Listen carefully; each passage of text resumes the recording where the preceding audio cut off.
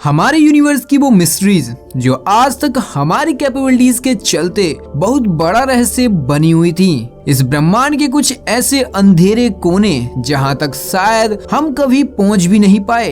ये सारी चीजें हमें इस यूनिवर्स को और भी ज्यादा एक्सप्लोर करने के लिए प्रेरित करती हैं। लेकिन अब हमारी कैपेबिलिटीज और हमारी पहुंच को एक नया आयाम देने के लिए हमारे पास है सदी का सबसे शक्तिशाली space telescope, the James Webb space telescope, जो कि $10 बिलियन की भारी भरकम रकम से बना है। यह जायंट टेलीस्कोप हमारी सारी एक्सपेक्टेशन को पार करता हुआ बहुत आगे निकल चुका है। ये हमें ब्रह्मांड के वो नजारे दिखा रहा है जिनसे आज तक हम बेखबर थे, और आगे भी यह हमें ब्रह्मांड के शुरुआती पलों में लेकर जाने की कोशिश करेगा। इस ब्रह्मांड में जन्मे पहले तारे से लेकर दूर सुदूर अंतरिक्ष में तैर रहे एलियंस एक्सोप्लैनेट्स तक, गैलेक्सी से लेकर उनके केंद्र में मौजूद दैत्याकार ब्लैक होल्स तक, जेम्स वेब स्पेस टेलीस्कोप इस यूनिवर्स को एक अलग ही रंग में हमारे सामने पेश करेगा, जहां सारी चीजें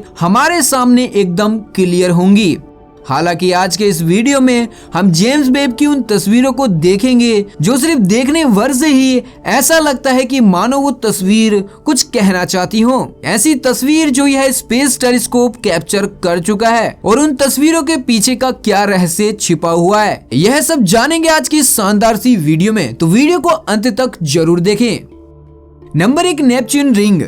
जब कभी हमारे बीच रिंग प्लेनेट का नाम आता है तो हमारे दिमाग में सिर्फ शनि ग्रह की तस्वीर आती है जिसके चारों ओर बड़े बड़े छल्ले हैं। लेकिन सच्चाई तो यह है कि ये छल्ले सिर्फ शनि ग्रह तक ही सीमित नहीं है। हमारे सौरमंडल के सबसे बड़े ग्रह जुपिटर के पास भी रिंग्स हैं, लेकिन वो रिंग्स इतनी महीन और छोटी हैं कि हमें दिखाई नहीं देती। जुपिटर के बाद आता है शनि ग्रह, जिसके ऑर्बिट में हमें सैकड़ों की तादाद में रिंग्स दिखाई देते हैं। लेकिन शनि की रिंग्स भी छोटे छोटे पत्थरों और आइस पार्टिकल से बनी है, लेकिन यह रिंग्स काफी डेंस हैं और ये एक बहुत बड़े एरिया को कवर करती हैं, इसलिए हम इन्हें आसानी से देख पाते हैं। इसके अलावा यूरेनस और नेपच्यून के पास भी रिंग्स हैं, लेकिन बहुत ज्यादा दूरी होने के वजह से हम इन प्लैनेट्स को नहीं देख पाते।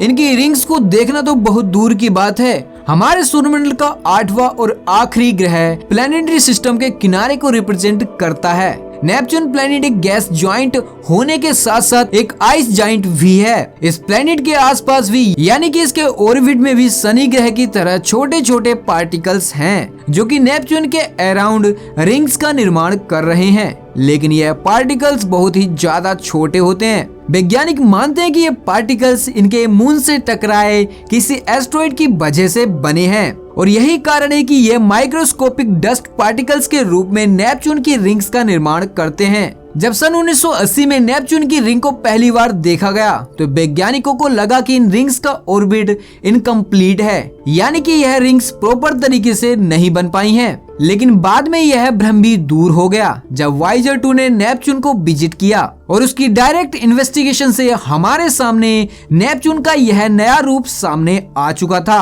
और इसके करीब 3 दशक बाद आज हमारे सामने नेपच्यून की यह इमेज सामने आई है। JWST द्वारा कैप्चर की गई ये इमेज इंफ्रारेड स्पेक्ट्रम पर आधारित है। हालांकि वाइजर और जेम्स वेब की इन इमेजेस का कोई कंपैरिजन नहीं बनता है। दोनों ही अपने अपने टाइम की टेक्नोलॉजी के हिसाब से अपनी अपनी जगह पर बेस्ट हैं। तो JWST द्वारा ली गई इस इमेज को डिटेल से देखते हैं। इस इमेज में नेपच्यून रिंग्स पहले की सारी इमेजेस से कहीं ज्यादा डिटेल्स और शार्प हैं। हमें एकदम क्लियर नेपच्यून और उसकी रिंग दिखाई पड़ रही है। नेपच्यून को शायद ही पहले कभी इतना क्लियर देखा गया हो, लेकिन इस तस्वीर में केवल इतना ही नहीं है कि नेपच्यून के लगभग सभी मून्स जैसे कि डेसिपिना, ग्लाटिया, लारिसा, प्रोटियस, ट्राइटन और इसके अलावा भी कई चांद इस तस्वीर में एकदम साफ तौर पर देखे जा सकते हैं। हमारे सौरमंडल को अपनी सीमाओं का आभास कराता हुआ ये प्लेनेट सूर्य से करीब 3 अरब मील की दूरी पर मौजूद है। यह दूरी हमारी पृथ्वी और सूरज की दूरी से करीब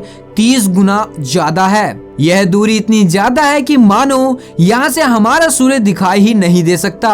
नेपच्यून पर दिन में भी इतना अंधेरा होता है जितना धरती पर रात को चांद की रोशनी में अक्सर रहता है। इस हिसाब से जेम्स वेब द्वारा कैप्चर की गई यह इमेज हमारे लिए बहुत महत्वपूर्ण है। ये आइस जाइंट पूरी तरह से हमें नीले रंग का दिखाई पड़ता है क्योंकि इस प्लेनेट पर मीथेन की काफी ज्यादा मात्रा पाई जाती है और ये मीथेन लाइट के लाल रंग को एब्जॉर्ब कर लेती है और हमें नेपच्यून का आइकॉनिक कलर नीला दिखाई देता है। हालांकि नेपच्यून पूरी तरह से इस मीथेन से नहीं बना है, बल्कि इसका सबसे बड़ा भाग करीब 80% हाइड्रोजन से बना हुआ है और बाकी का हिस्सा हीलियम और अन्य गैसों से बना है। मीथेन तो इस ग्रह पर 1.5% ही है, लेकिन फिर भी इसकी वजह से ही नेपच्यून को अपनी पहचान मिल पाती है। इस इमेज में आपको कई ब्राइट स्पॉट दिखाई दे रहे होंगे। वह स्पॉट कुछ और नहीं बल्कि इस मीथेन के बादल हैं, जिससे यह पता चलता है कि नेपच्यून पर बादल तो बनते ही हैं, लेकिन साथ ही ये बादल हवाओं के साथ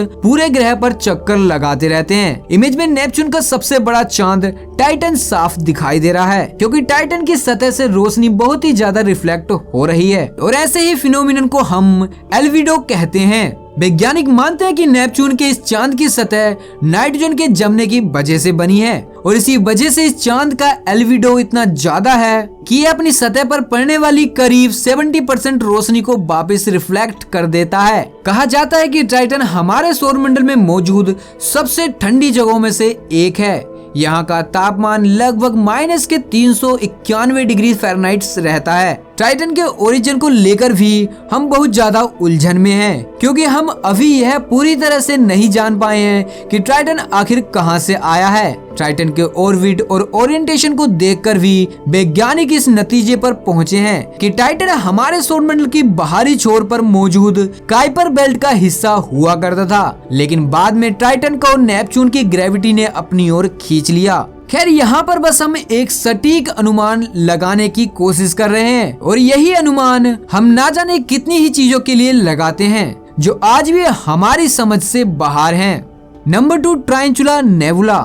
नेबुला के बारे में तो हम सब जानते हैं कि यह स्पेस में एक बहुत बड़े इलाके में फैले गैस और डस्ट के वो बादल होते हैं जहां तारे जन्म लेते हैं। ऐसा ही एक नेबुला हमसे करीब 1,63,000 लाइट ईयर्स की दूरी पर जिसे टारंटुला नेबुला के नाम से जाना जाता है। हालांकि इसका साइंटिफिक नेम 30 डोराडिस है। यह हमारी गैलेक्सी के आसपास मौजूद लार्ज मैग्नेटिक क्लाउड का ही पार्ट है और माना जाता है कि यहाँ पर सबसे ज्यादा तारे जन्म लेते हैं। हमारे लोकल ग्रुप में ही नेबुला एक अलग ही स्थान पर रखता है। यह सबसे बड़ी स्टेलर नर्सरी होने के साथ ही एक ब्राइट इमिशन नेबुला है, जहां पर हमें कई नए तारे देखने को मिल जाते हैं। तारों के साथ इस इमेज में अगर गौर से देखें तो कई डिस्टेंट गैलेक्सी भी मौजूद हैं। JWST से मिली इस इमेज में हमें इस नेबुला के स्ट्रक्चर्स और साथ ही यहाँ पर मौजूद गैसों और डस्ट पार्टिकल्स के बारे में डिटेल से पता चल सकता है। इस इमेज को वैज्ञानिक अभी भी स्टडी करने में लगे हुए हैं। दरअसल इस नेबुला में हमारे द्वारा खोजे गए कुछ सबसे बड़े